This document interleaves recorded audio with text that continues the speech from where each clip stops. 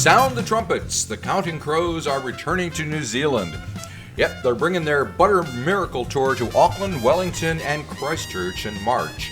And we found frontman Adam Duritz in New York City, where he was happy to talk about life back on the road after the COVID-enforced break, which he spent sitting around and cooking. So, how is it out there now? Daydream nations won't come true. The ghost you made up ghosted you. Angel learns to live with things that make her feel uneasy. You know, it's kind of the same and it's kind of really different. I mean, on the one hand, you're just playing a show, which is the same thing. But in a way, I think I just appreciate it more all of a sudden.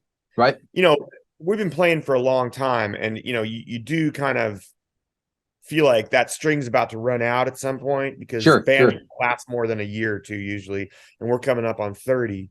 But after 2 years off, which is the longest I've gone without a gig since I started playing gigs, I've never 2 years without playing. Right. You know, I got on stage and I found myself being really kind of choked up, and because everybody came out. There was a whole bunch of people, and that's kind of been true every night since then. I've found myself feeling, not that I took it for granted, but I just don't think I thought about it all that much. Right. Like, it's like pondering your own mortality every day and being like, oh, I'm so glad I'm not dead. Right.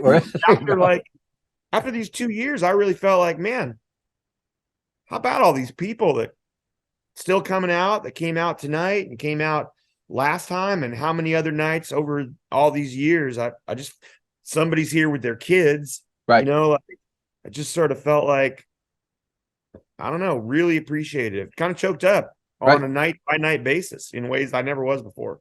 Cool. So having those years off, I know you did some like cooking videos and you have a podcast going, but did you have any time to reflect and think about things and yourself and what you're doing and what you want to do and all that stuff that people do when they're down with downtime? I did a whole lot of fucking sitting around. Good on you. and then a whole lot of cooking. But that's kind of about it. I don't know that I pondered anything at all. Right. It caught me by surprise when I found myself moved on stage like that.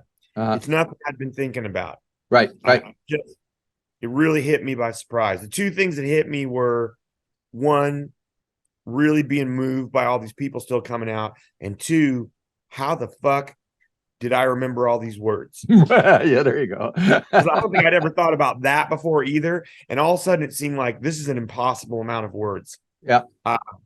It's funny because I always kept this spiral binder behind me under the piano, you know, like 15 feet away under the piano with the set in it, you know, lyrics to the set. Yeah.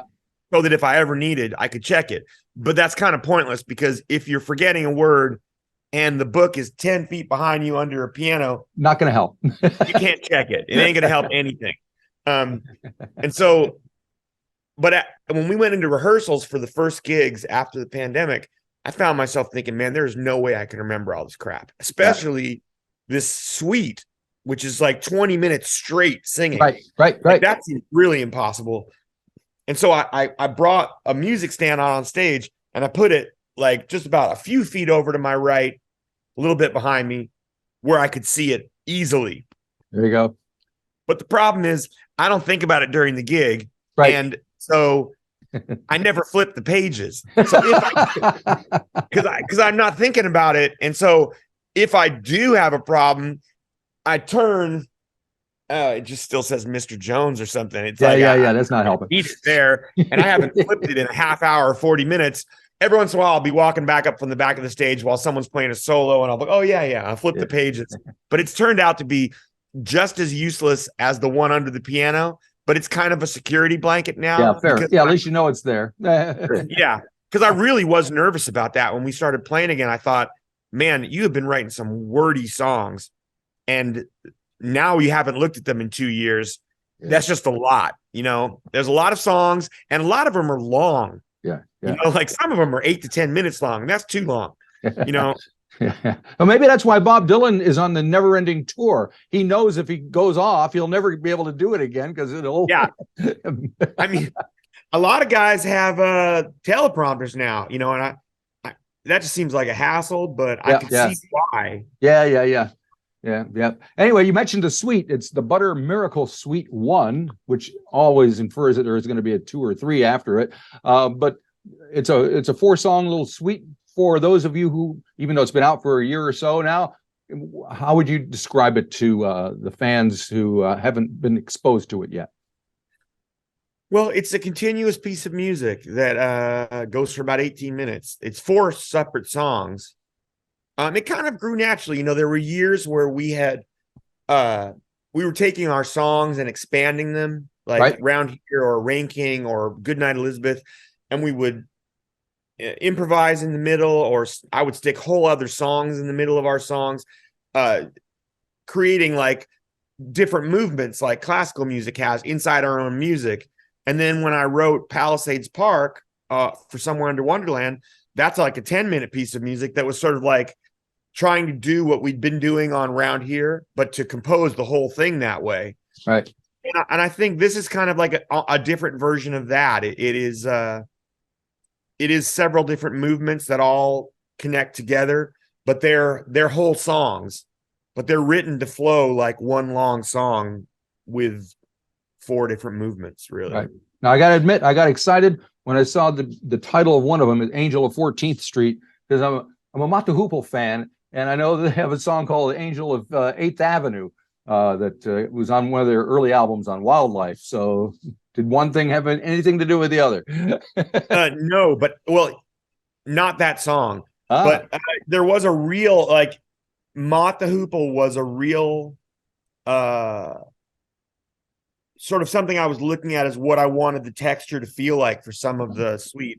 Mott and like Hunky Dory era Bowie were kind of what I was looking at when I was writing Elevator Boots and wanting to like conjure some of that up. Looking at the bus seek until it turns around.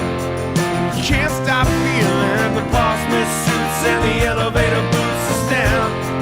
You can't help feeling they want you and you want to, with their lips on fire and your head unscrewed. But it's time to whip another change and hit one more town. The weird thing about it is that my friend, one of my best friends, is a singer for a band called Gang of Youths. Oh, yeah. Their bass player is actually from New Zealand. Matt. Yep.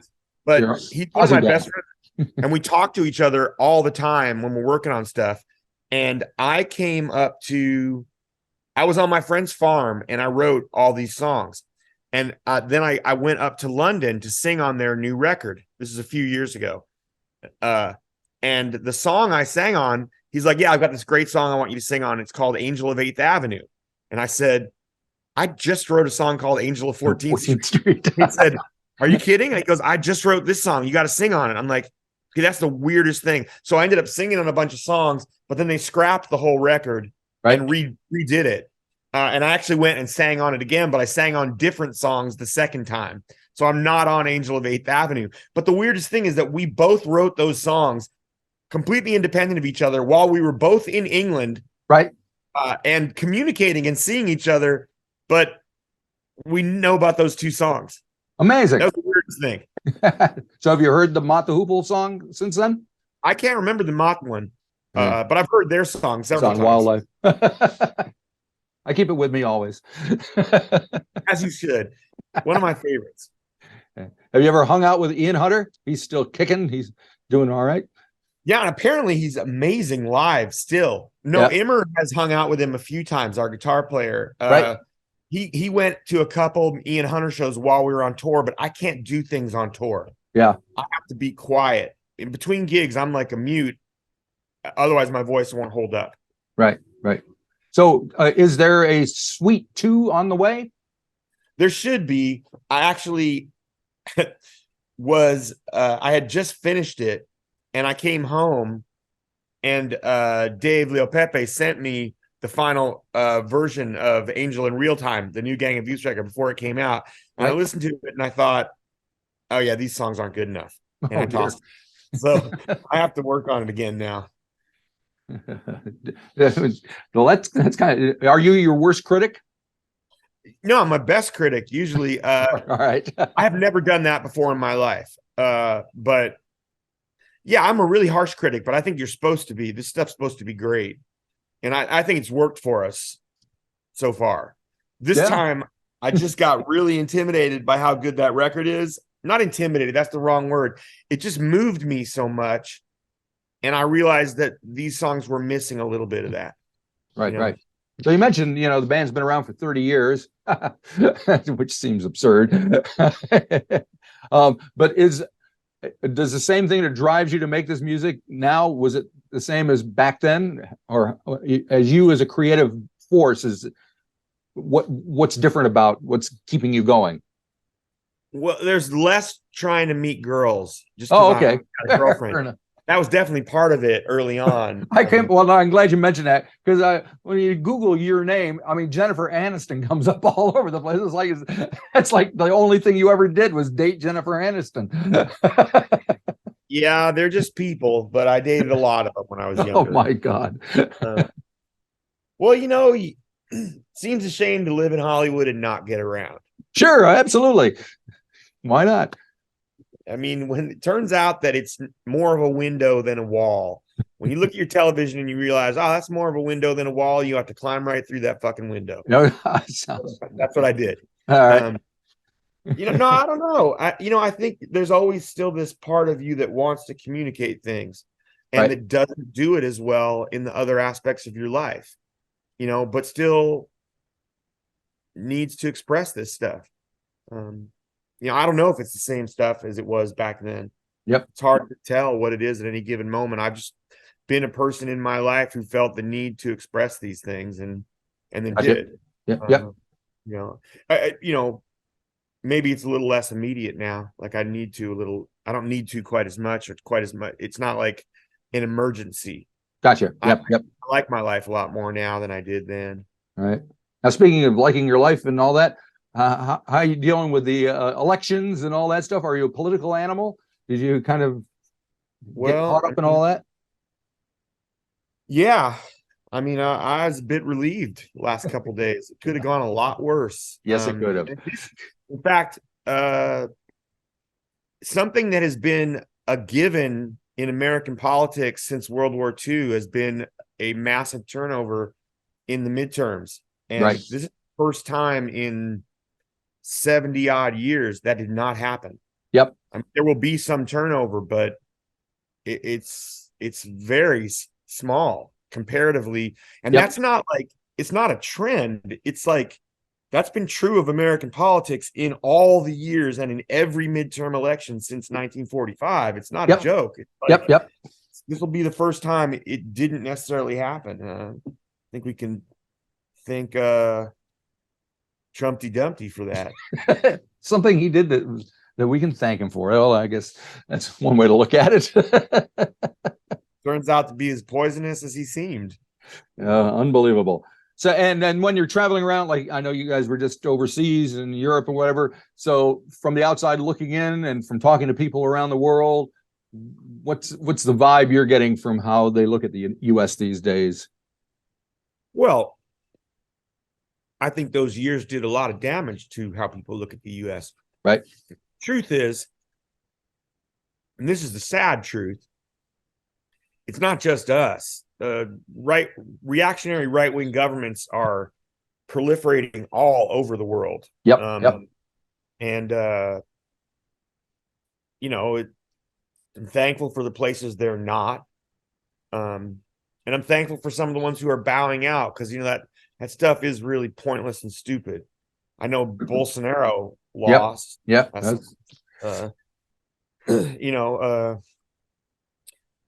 Hopefully this is more proof of it. The world needs to move forward, not backwards. Exactly. So moving forward, what are we going to expect when you guys get here? What are you going to do for us? Well, whatever we want. We don't have a set list when we go on tour. It changes every night. We tend to make it after dinner, and so we will play the entire suite for sure. And then we play songs from every record every night, pretty much. There's plenty of old songs, but for the entire catalog gets played all the time.